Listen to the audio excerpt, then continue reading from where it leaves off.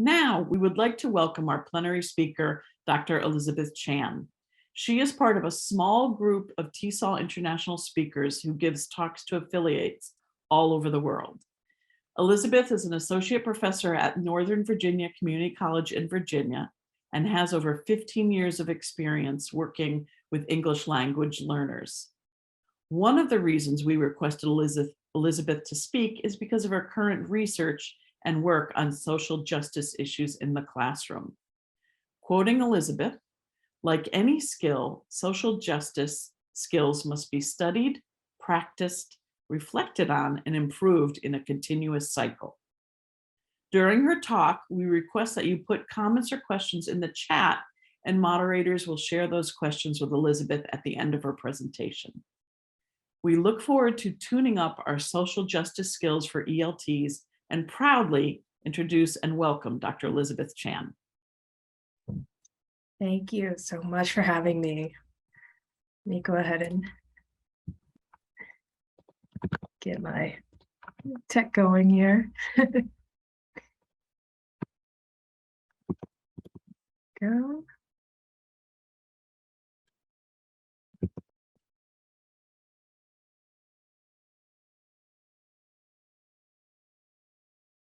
Oh, you know what? I always click the share button instead of slideshow because in my mind, I'm like, let's share it.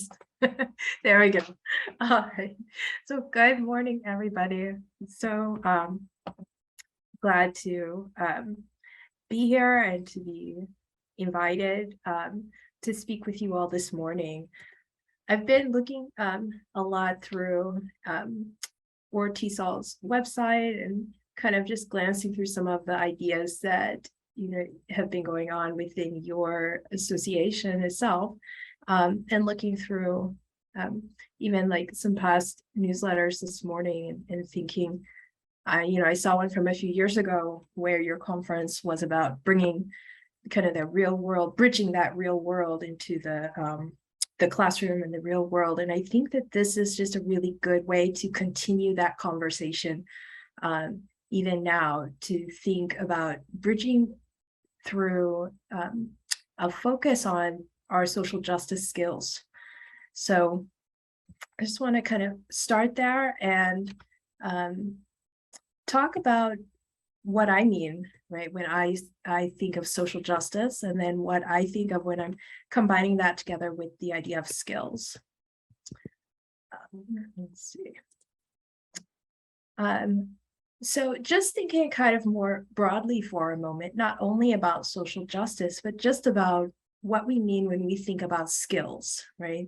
I often use it in my workplace to talk about the students' language skills or their academic skills, maybe their interpersonal cultural skills, right?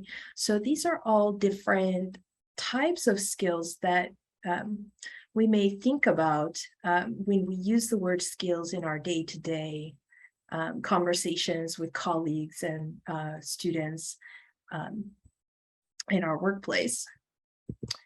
So if we think about what kinds of skills we bring to our own teaching, right, as English language educators, thinking about all the different things that we do and that we also work on teaching our students to do as well, right? We learn how to organize information, lots of information, right? And decide if it's good information. Especially nowadays, there are a lot of conversations around making sure that we teach our students how to filter the large amounts of information available to them through the internet, and making sure sources are trustworthy, etc. And we teach our students how to apply theories, right? So we not only teach them what the rules are for grammar, for example, but then we give them lots of practice to go through that grammar skill. They have to be able to be aware and notice what that skill is, when they're using it, when they might not be using it correctly.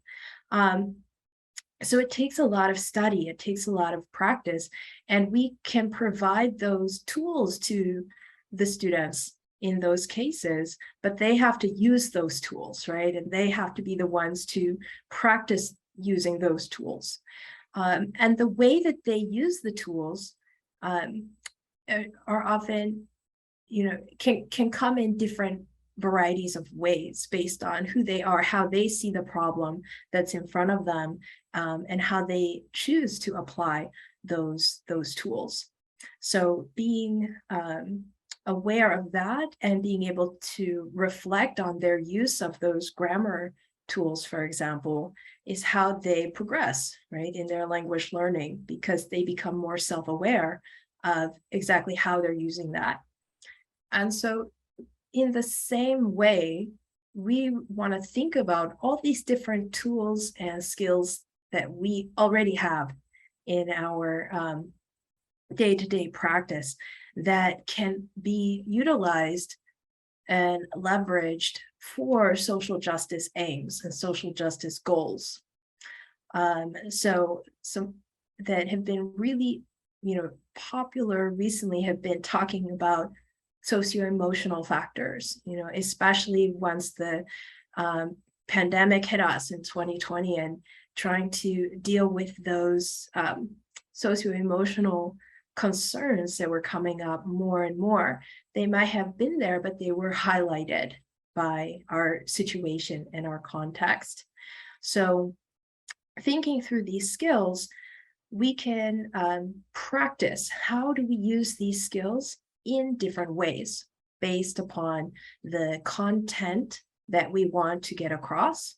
So, if we're looking up news and bringing that into our classrooms, right?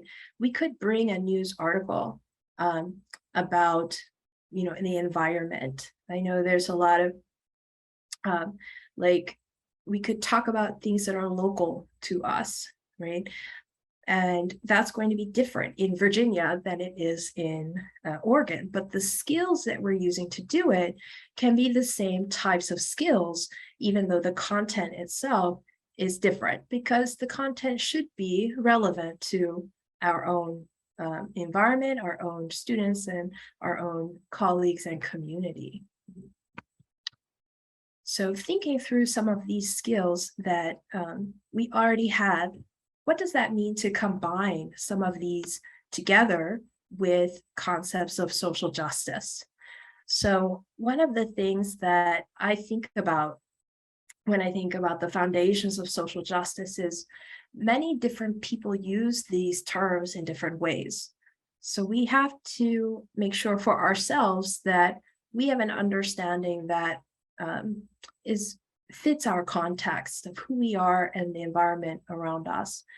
So when I think of English language teaching, for me, social justice is inherently part of it, because I think about the populations of students that we serve, and different elements of power and privilege that are at play there. I think about the history of English language and English language teaching, the spread of that around the world. It has historical ties to imperialism and colonialism that I think about. Even thinking about the relationships between language and race is something that I feel is inherent when I think of English language teaching.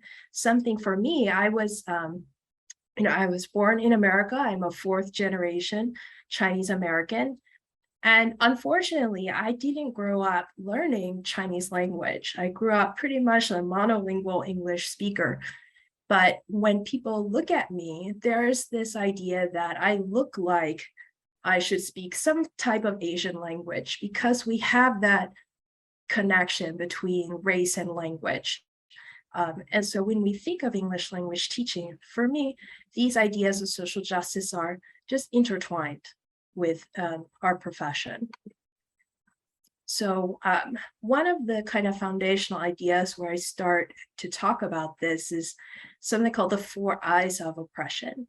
In the news recently, we've heard a lot about systemic racism and systemic injustices, to think about more than just between two people, or to communities what might be happening on in one event or one instance, or even in a repeated, daily situation, but to look at things that are built into our norms, our policies, the way we enact policies, for example. That falls under this kind of institutional or systemic way of thinking about oppressions.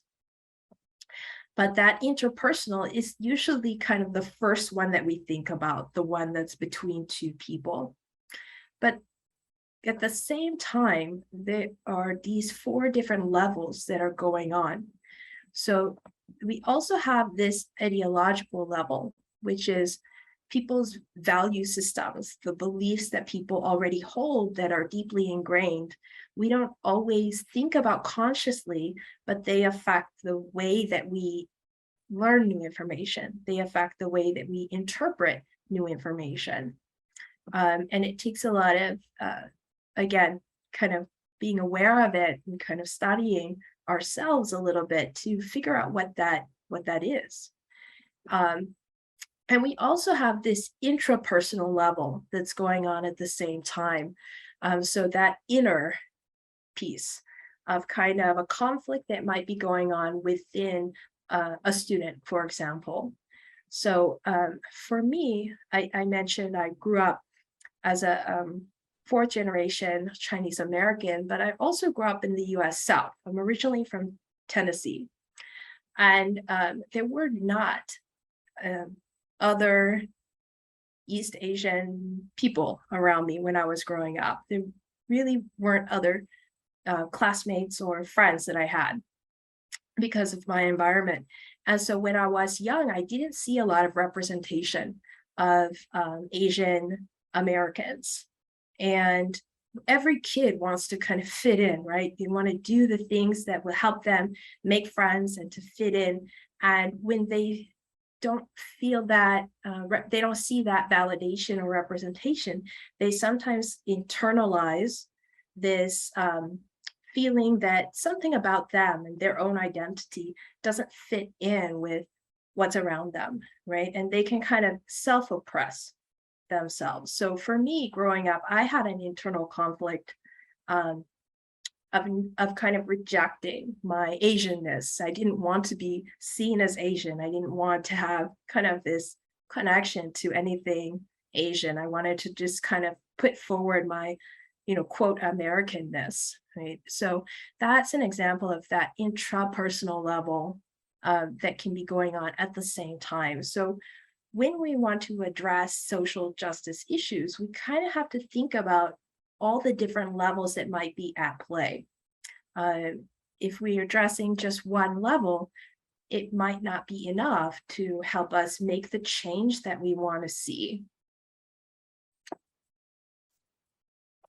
So other ways that help me define social justice for my work is at the center, I'm thinking about equity, right? Making sure that my students, my colleagues, my community have what they need to succeed, right?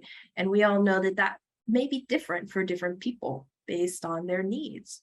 And so being equitable is not the same as being equal all the time, not always giving people exactly the same thing, but rather giving them what they need, right, to succeed, with the goal of being liberated from that oppression. So that's kind of the core when I'm looking at what it means to engage in social justice for a community. And things that are related to that, I mentioned understanding kind of who I am as a person and how that affects the way that I see what's going on. That's part of the reason why having diversity in our community is so important, because every person has a different viewpoint. And by really inviting that conversation together and bringing those multiple perspectives together, we can see the whole picture of what's going on. I mentioned a moment ago kind of systemic or institutional inequities that might be there. So looking not just at privilege and power of individual people, but seeing what kinds of structures are there, right? That might be policies, or it might be, an unwritten rule. It could be something that we've just always done because it's always been done that way, right? But in those cases, sometimes we don't question it. We don't have that time to step back and make sure that it's still serving the community as it is now, because the society and the communities have changed over time. So being able to look at that as well.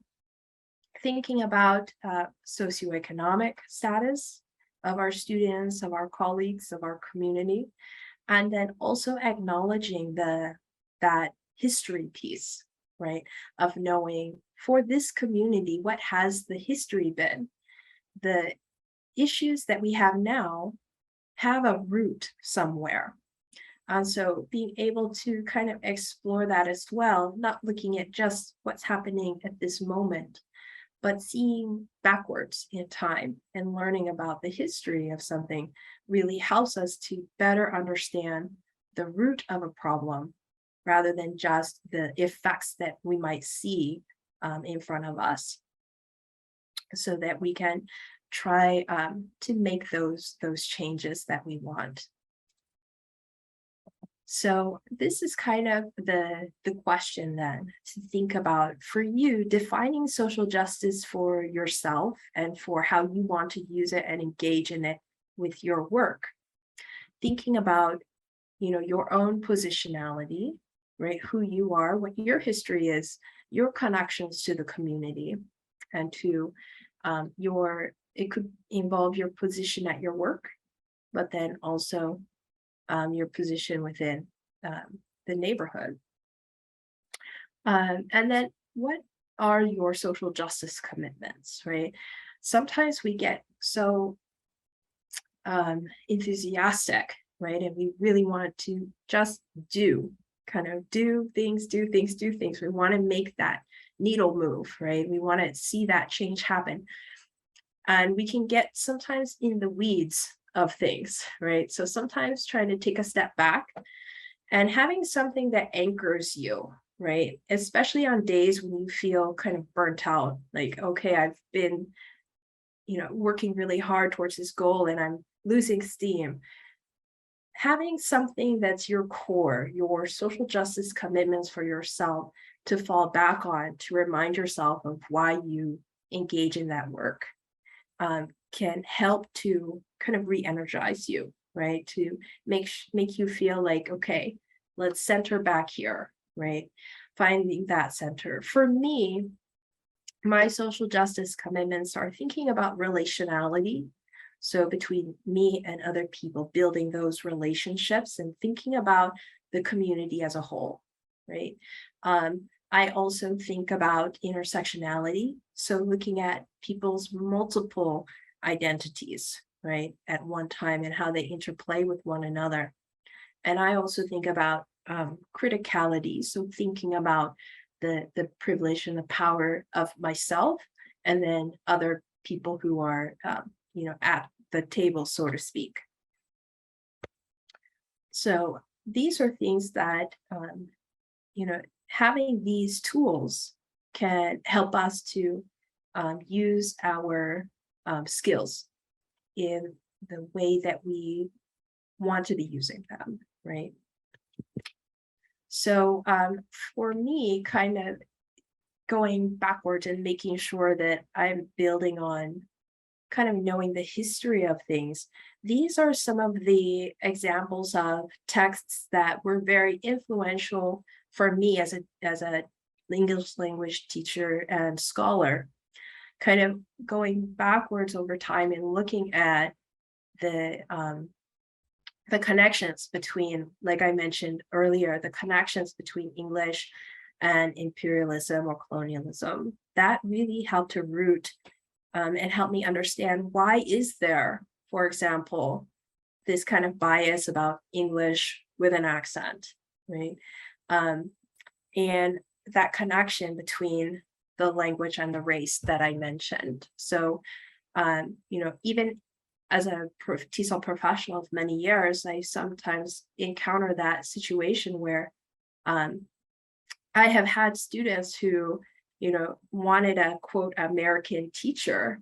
And I said, well, I am an American. I don't know what else to say in that kind of situation, but it's because they just from looking at me don't assume, right? They assume that I'm not American, even though I don't have a very strongly marked accent. Sometimes the Southern comes out a little bit, but usually when I go back home. And then thinking through, building upon those resources that we have, right, to help guide us in our social justice journeys, because it is a cycle of learning and kind of cycling through. So when we think about the approaches to social justice in our context, if you might think for a moment in your mind of something that has been a concern for you, right? Something that you want to make some change happen with. We can think about the different approaches that are available to us, right? Because this is also a skill that we can use to get us started thinking about that, right? So am I taking a proactive stance or a reactive stance?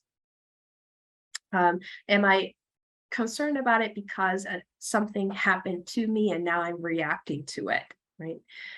Or have I just looked at my environment and recognized there's something about it that I think is not equitable, that I do want to change. So I'm going to try and work towards that in a proactive way.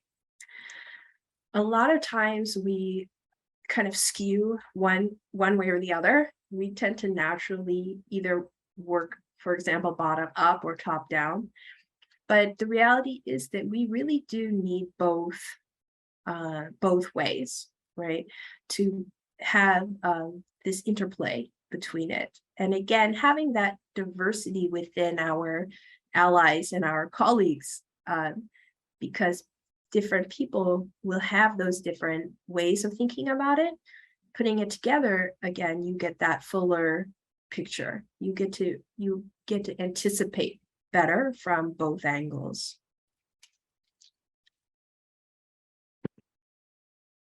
That second, once we've got the kind of basics, we're kind of thinking about our foundations in this way. How do we expand upon that, right? So thinking about our skill set and being inclusive about it as we do.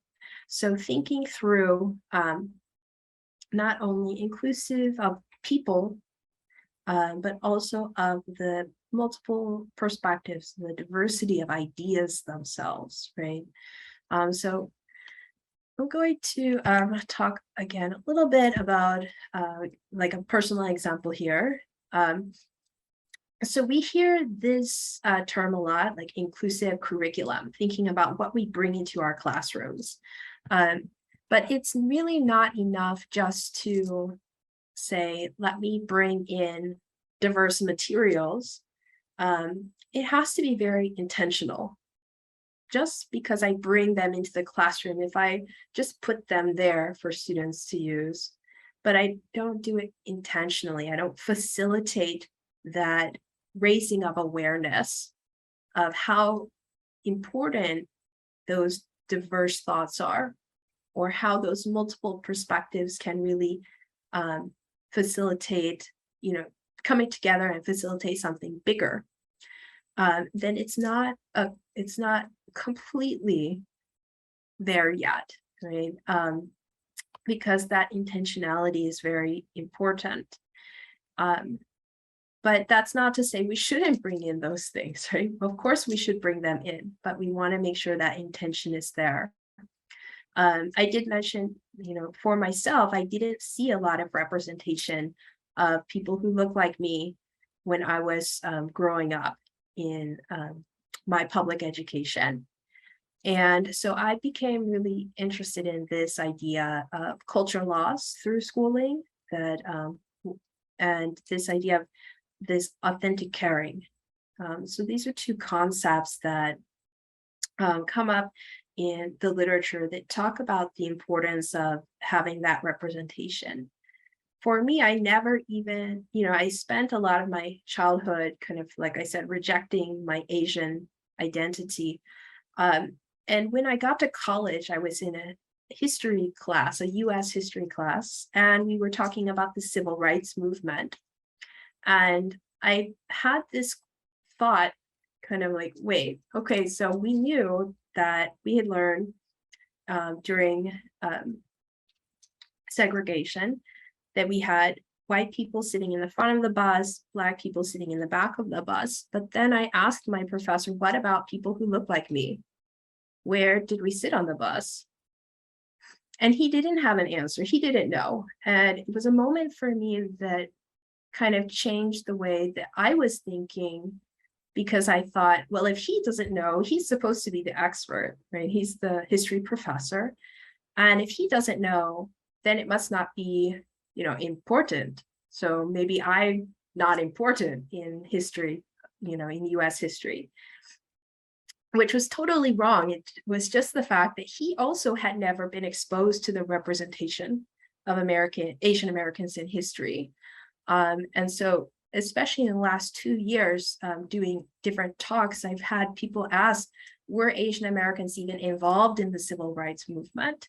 And the truth is that we were, but a lot of that history is never shared. Right? So bringing that in, and then also, like I said, bringing that in a intentional way is something that we can do to help further that kind of social justice movement within our materials that we're using. A lot of a study, I think was mentioned maybe in the Washington Post, there was a study that was done that said in 18 states, US states, the history text did not even mention Asian Americans in 18 different states. And I thought that's an incredible number to be at this day and age and not have any representation. And so that's something we can think about, these kind of inclusivities. I know there's a lot of text on there. I'm going to share a link in a moment. But one of the tools, right, that I want to share today is something that I co-wrote an article for TESOL Journal with my colleague, Elisabeth Coney, and we provide this tool developed by the Glasgow group and kind of rewrite it a little bit for English language teachers, but to help us to see a spectrum, a level of our skill sets. When we're thinking about being inclusive, there are different levels, right? And we want to kind of up our level, right? We're going to do that upskilling that we mentioned earlier. But again, we have to kind of be aware of where we are along that continuum. So starting, at the very far kind of zero level is when we run into a lot of resistance to social justice ideas and issues, this kind of negative action, all the way up to the top being forward thinking, forward action, right? So I'm going to break it down a little bit here. To give, again, a few examples, right? Our skills may be at different places at different times, right? It's not always the case that in every instance we fall exactly within one of these columns, but it could be that depending on the context of what's happening, we might be kind of straddling a couple and kind of moving up and down also, depending on what social justice issue that we are dealing with. So this, I feel like, is a very common type of reaction, which is this, the reaction, which is people who recognize, right, diversity, equity, inclusion are important, but all of the work that we're putting into it tends to happen after some kind of issue arises and says, oh, we need to address this issue. And then all of that work for inclusion focuses around a single issue, which gives this idea that it's solvable if we can solve this one issue, right? So knowing that social justice is broader than that, right? That there are those four eyes to think about, then it tells us we need to kind of, come a little bit further than that, right? To kind of push ourselves, upskill ourselves, right? So, kind of bridging between that, thinking about the inclusivity of what we bring into our classrooms, but also thinking about the inclusivity of what we bring to ourselves. When we are looking at resources to educate ourselves and develop professionally as teachers, do we think about that same level of representation in what we're studying when we are choosing, what webinars we're going to go to, or what books we're going to read about, what topics we're reading about, right?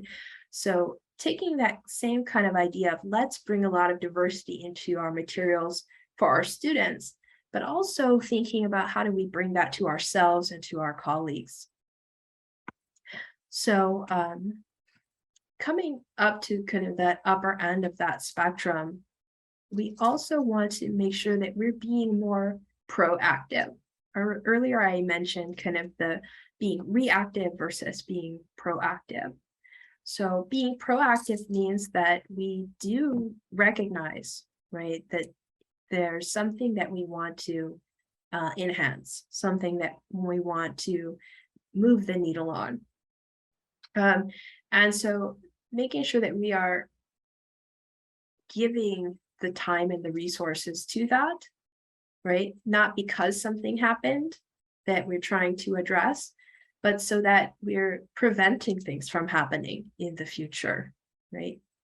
So moving us along these levels. So I mentioned I would kind of share here a link. So if you are a TESOL International member, you do have free access to the TESOL journal. And so this is the article that I mentioned that I have worked on with my colleague and helping moving TESOL forward, right? Thinking about our critical consciousness. In it, at each level, we develop a set of questions to help us be reflective of what our skill is along that continuum. And then we also provide resources to go with it. So books, articles, videos that we feel kind of help us to move from one level to the next level. So this might be a useful tool in kind of assessing our skills for social justice, and then having tools that are good for our level, right, to move us up, kind of similar to what we do for our students, right, making sure that the English language materials that we give them are at the right level for them to make that progress. And I want to end in the kind of wrap up like the last third of the talk here, and then I'll open for questions. But when we're working with social justice, right, it takes a lot of emotional labor. Our whole emotions get involved in whatever we are striving for and working towards, and that can really, lead to burnout. Right? We can still be completely motivated, but at the end of the day, feel like we may not be achieving what we want because it takes a very long time to see the changes that we want to make, right? So what are some skills that we have for sustaining that work? Because it's equally important to make sure that we can sustain it thinking long term, then equally important as what should we do to how do we make sure that we can continue doing that for the long term. So when I think about self-care, we hear that word especially a lot in the last 2 years about making sure that you're taking care of yourself, that you, if you need a break, you take the break, things like that. And yet at the same time, I still know so many people who, even one of my good friends this week, she said she took the week off of work. And so I thought, okay, like I will talk, she's working on her dissertation. So I thought, okay, we can check in and have conversation about that. And she's like, oh, but I have to work on this and I have to work on this. I'm like, I thought you were off. Well, I'm not really off. I'm off, but I still have things I have to finish, right? So how do we make sure that when we are taking those breaks, that we really are recharging our batteries, right? Making sure that we do that. So thinking through kind of your personal rituals, right? So making sure that if we want to do the best for our students, for our community, we have to make sure that we are also at our best, right? Because if our battery is at zero, then there's nothing we can do. We can't give our energy to other people because we simply don't have any. So there's a quote by Dr. Phyllis Hubbard that says, to give from your excess rather than from your essence, right? So you have to build up your essence, your own battery, before you have extra that you can give out to others. And so that, again, differs for each person. The context matters, right? Again, our positionality, who we are, matters for this. So for me, I have my own kind of personal rituals around what I do to kind of recharge my battery, give myself time to just slow down and reflect on my work.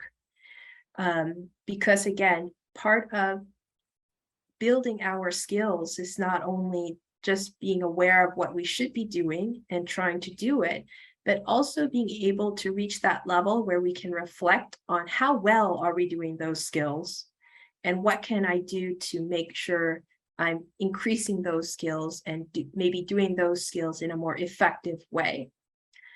So, for me, for my physical health, right, I started thinking about that more in the last 2 years, and I started changing like my sleeping habits and realizing that even though I'm getting more sleep now than I used to, I'm actually still able to achieve the things that I want to do in each day because I have more energy to do it, right? My brain works a little sharper if I sleep, right? It sounds like fundamental, but putting as much intention and energy into making yourself sleep as you would to finishing a project or finishing a report, right? It's something that you have to be intentional about. You have to put your energy into. And so whatever that kind of ritual is for you, you realize for yourself what it is that re-energizes you. I also have my own mental rituals, emotional rituals that I go through, and being reflective there, having my critical friends, right, who we can lean on each other in those cases are really important. So leaning on your community, right, and being there for your community as well are ways to kind of engage in that mental or emotional recharging of yourself.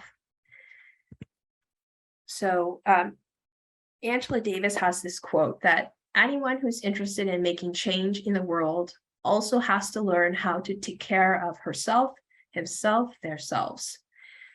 Because if we're giving, at some point we're going to burn out, right? It's very common in activists' work to reach a level of burnout. So we have to be intentional again. I know I've used that word a couple of times, but thinking about how do I spread out what I'm doing so that I don't spread myself too thin, right? That I do build in that time for me, it's not a level of being selfish, right? It's a level of making sure that I can be um, a full contributor to those around me. So thinking about that self-care as more of a collective self-care. I am part of a community, and so thinking about it in that terms instead of just the individual person. And so who all is in our community network, right? So we're thinking about ourselves. Maybe we're teachers, maybe we're administrators, maybe we're also parents. Who else is there? Our students, right? In our community, do we have other community members within our network? Thinking about kind of outside the box, one of the things that in particular, the past week I've thought about a lot was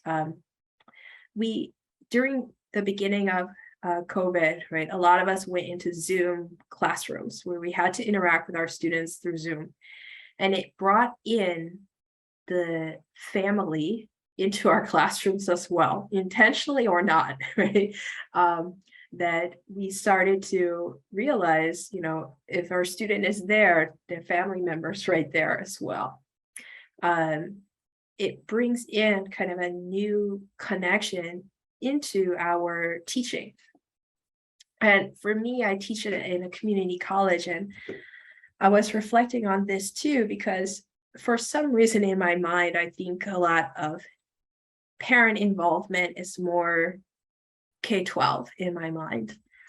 But I've met now a lot more parents than I've ever met before through my Zoom classrooms, because the students there, and yes, they're an adult, but then they're also part of their family, right? Their family is there.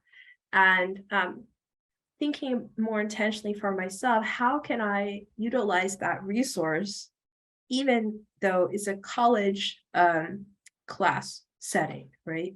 Because they are part of the community for that student. And so how can we utilize these and lean on these different people within our network so that we're taking care of ourselves, being there for each other, and they're also able to reciprocate that, and we can get recharged from interacting with them as well. So in the end, I think about this too. When I want to advocate for my students, right? I want to make sure that we are thinking about that preposition, right? Advocating for my students, but am I really advocating with my students, with my community? So thinking about that is also, it shifts our way of thinking, right? It's different skills that we have to use if we're thinking about it in this way versus what am I doing for versus what am I doing with. We're going to use a different set of skills to do those two actions. So when I am working with the community, I'm thinking about those interpersonal skills more. How can I make sure that I'm aware of that? How can I utilize their skills and my skills together? And so I'm thinking about what kinds of power or privileges maybe I have as, from my position as a professor. How can I leverage that together with my students for change? Are my relationships that I'm building with my students long-term, authentic, and caring, right? So again, thinking instead of a reactive, we're going to take care of one particular situation, but thinking long-term in a broader, big picture way. How am I going to help make sure that we are relying on each other to create a more equitable system as a whole? And then thinking about before I do actions, right? To thoroughly consider both the benefits, but also potential costs of what my actions could do, right?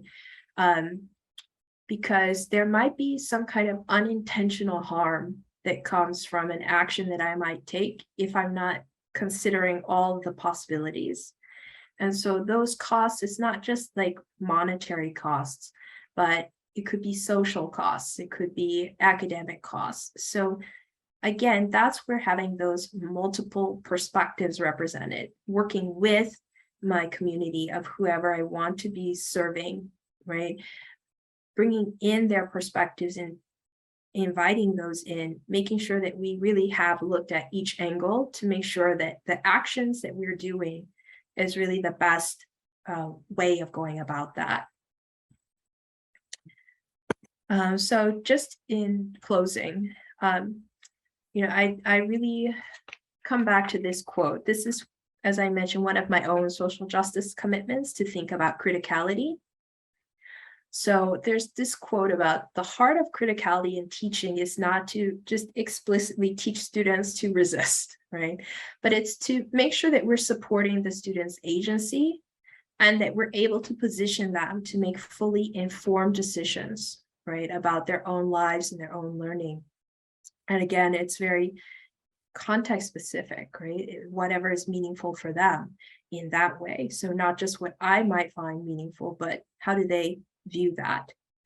And so I was thinking, I read ORTESOL's mission statement, and I love that as part of your mission statement, you have this idea of coalition building and advocacy together in that mission statement to build, to support, inspire, and not just to help make sure that the learners, but the whole community is thought about in your mission. So I love that.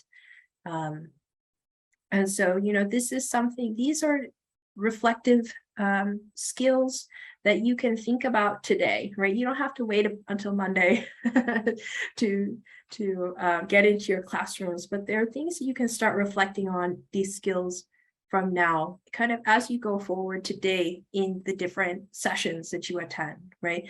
Looking at it through these kind of lens at these, thinking about it in these ways, and looking at the work that you're already doing, right?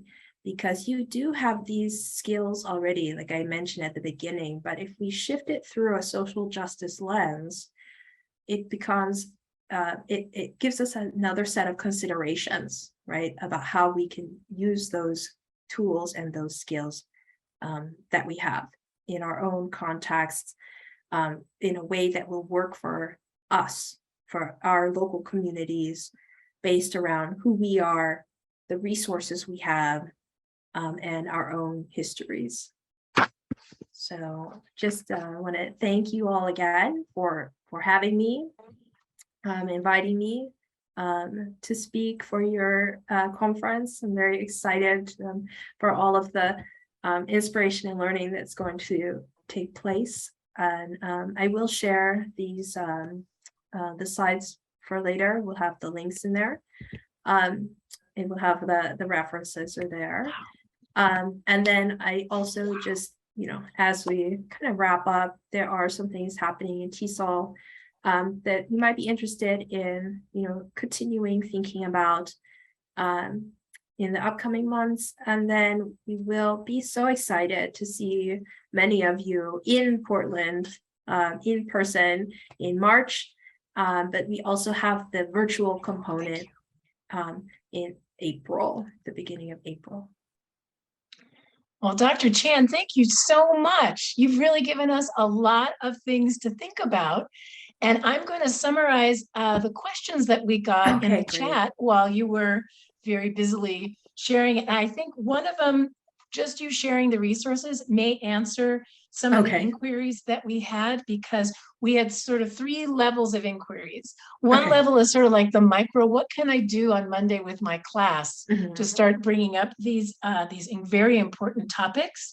And if you have in your resources, like maybe sample lessons, that would be something our members would be very interested in. And just, maybe a suggestion, how can we prepare our students to acknowledge? I was thinking about what had happened to you, like I want an American teacher. How can we prepare for our students to recognize and deal with microaggressions? Yes, so you may have that in your resources. On another level, I'm going to ask all three questions and then you can answer all of them, however you want. The second level is on a school level. Many of our schools here in Oregon have land acknowledgement statements. And how would you define the difference between performative gestures and real action that can be meaningful to be useful to create a community in our classrooms, neighborhoods, and state? And also, here's the hint, in the state of Oregon, we now have a required curriculum through K through 12 on Native American studies. And we've popped that into the chat for people to take a look at. But I think some of our members are wondering, are there other cultural resources that we can tap into? Because oftentimes we have classes that have multiple cultures in one class per day. And then finally, the last round of questions is about what measures can we take to encourage our schools, communities, our supervisors to bring these conversations to our team, either through professional development and learning module. And I'm going to thank you in advance for answering all of that. Okay. Okay, I'm taking some notes here. All right. So kind of in terms of, I guess I could start with that idea of, if I hit this here for a moment. Yeah, okay.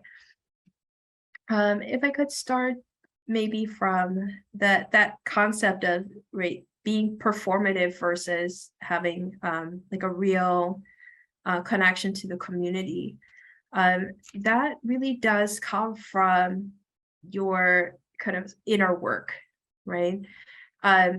It's kind of like saying something because you have to versus saying something because you believe it, right? And so that's something that people can, from the outside, we can't see that, right? That's kind of an inner commitment that you have as a person. But if that is your inner commitment, it's going to come out in visible ways through the actions that you take, not just at the beginning when you're doing a land acknowledgement, but also the decisions you make in your daily work, in your daily life, right? Of the way that you, engage with colleagues, the way that you engage with materials and students. Those kind of commitments will show themselves through your actions. So I think, I don't know if that's that's kind of how I think about it, is that if it is your commitment, it will come out in other ways, right?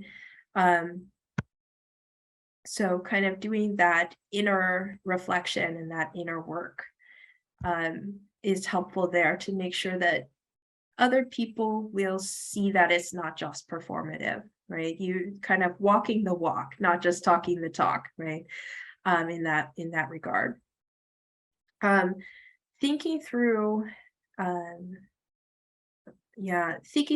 these kind of lessons, there are a lot of different organizations that have put together, I'm thinking just because it was connected to my personal experience of kind of these microaggressions, especially in the last couple of years, there's been a lot more development of curriculum around Asian American history and Asian American issues. And part of the reason for that is because if we can increase the amount of representation that people are exposed to, then things don't feel as like different and mysterious, right? They seem more normalized. The more that we can normalize these differences, then the theory is that the less of those microaggressions will happen, right? I would say though that, nobody is perfect. Everybody's on their journey and people are at different parts of their journey, but it's not about, always trying to never make a mistake, because we're human. We all kind of step in it sometimes, right? So it's also about thinking through, am I do I have those self-reflective practices in my routine, to where I will be able to catch myself, if I am self-aware that I will catch if I do something that seems out of line? Do I have critical friends who will be honest with me and tell me in a constructive way that, you know, maybe something came out or came across in not the way that I meant it to happen, right? And then if something, you know, if not if, but like when I make a mistake, right, that I have the skills and the tools to recognize it and then to repair, to work on repairing what harm might have come from that. So that's kind of what I'm thinking through in terms of the microaggressions level, right? There are, for example, let me see if I can pull up.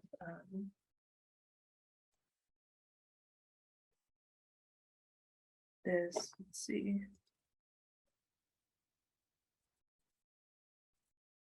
There is, for example,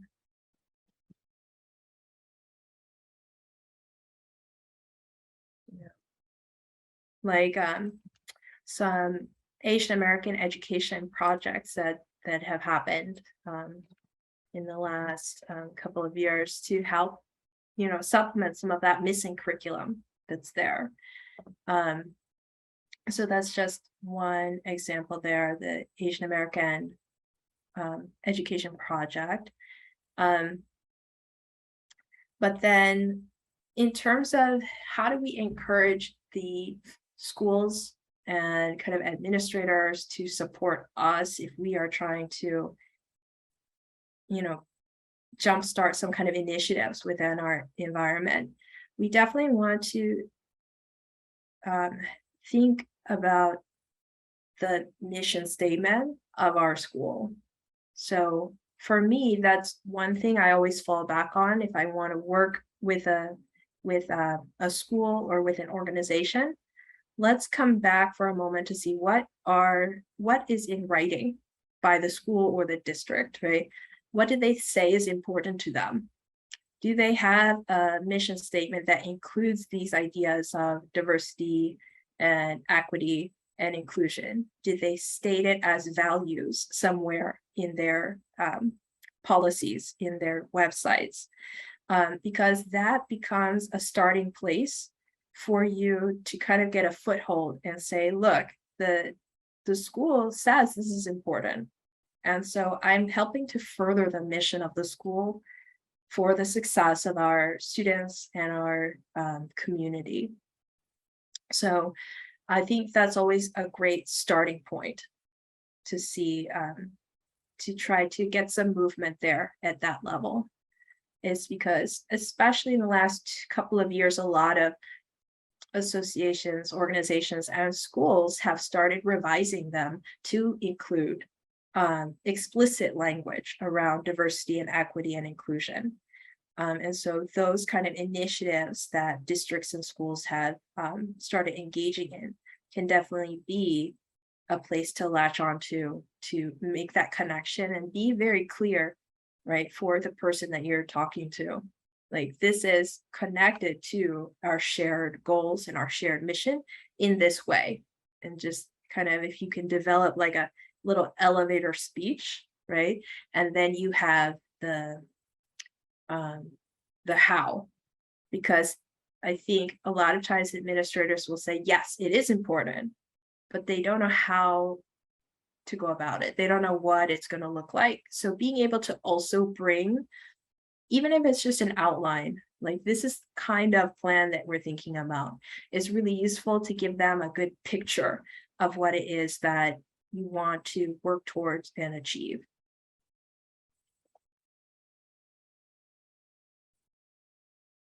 I don't know if did I address a little bit of everything? Please let me know if I missed something. No, and can you throw one little bone about something that people could do on Monday to like jumpstart this conversation in their classes? So if they want to do something like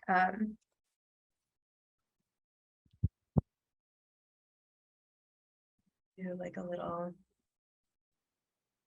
depends on kind of what you're already I know, I'm asking you something. yeah. Really I'm thinking out of like context. I'm That's a wondering tough like one. yeah, something that my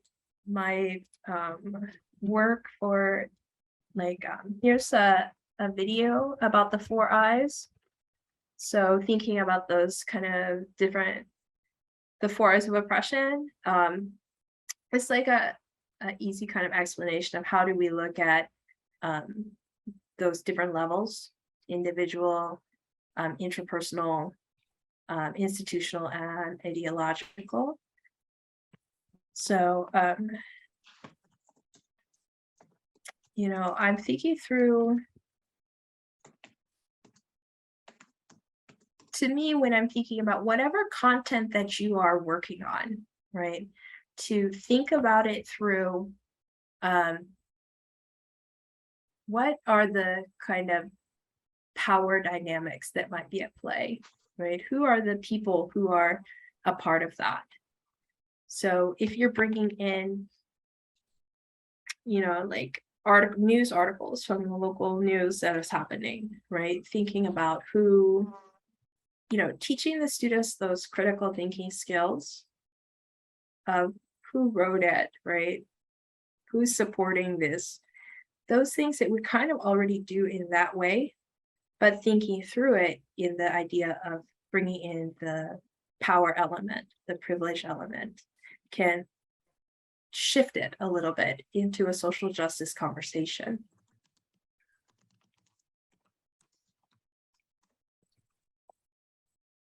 And I believe Davida has a question. Yeah, Davida? I had my hand up. Okay, thank you, Steph.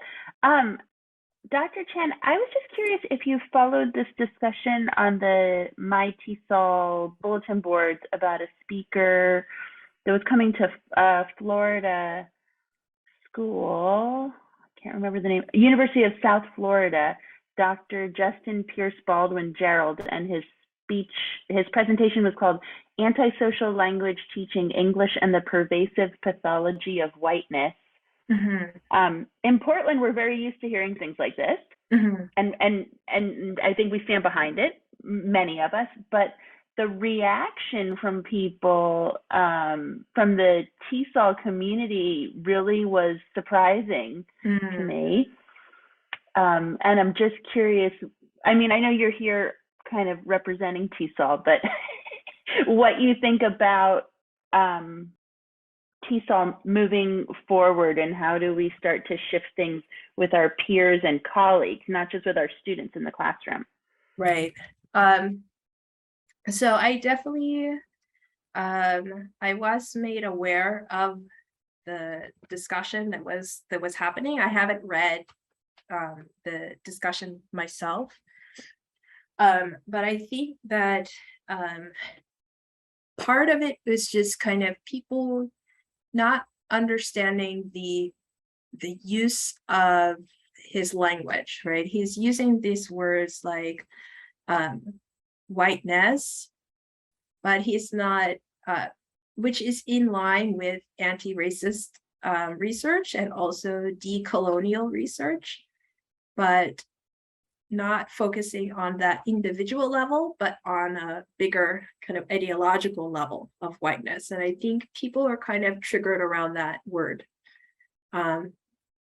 So I think that was part of that gut reaction that people have, right? Is they're connecting it to a lot of the narrative that's out there right now around critical race theory, and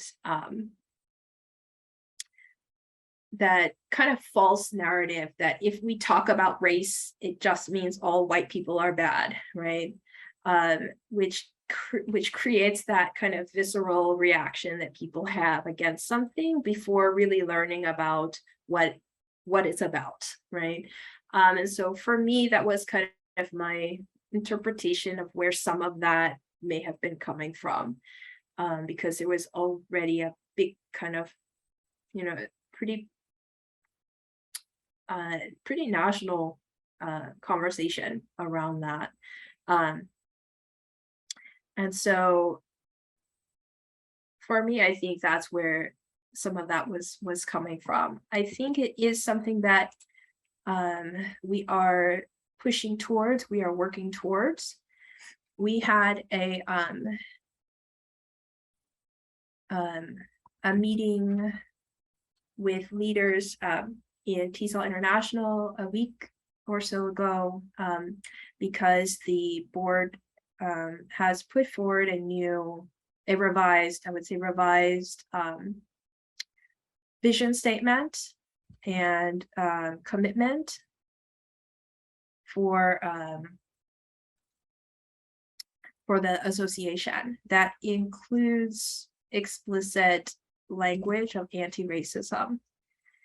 And so I think we do want to start to shift that conversation in that direction. We have to think about it from all the levels, right? So this kind of interpersonal level of what are those people's reactions in the discussion boards? Where might that be coming from, right? What's their context? Where are they? What's their history? And what's their exposure to these ideas? And to try not to shut each other out, right? But to find the way to have that conversation. Some of the difficulty around these types of conversations too is that some people are not willing to come to the middle, right? It's like we have that, I'm very much this way, very much that way on this issue.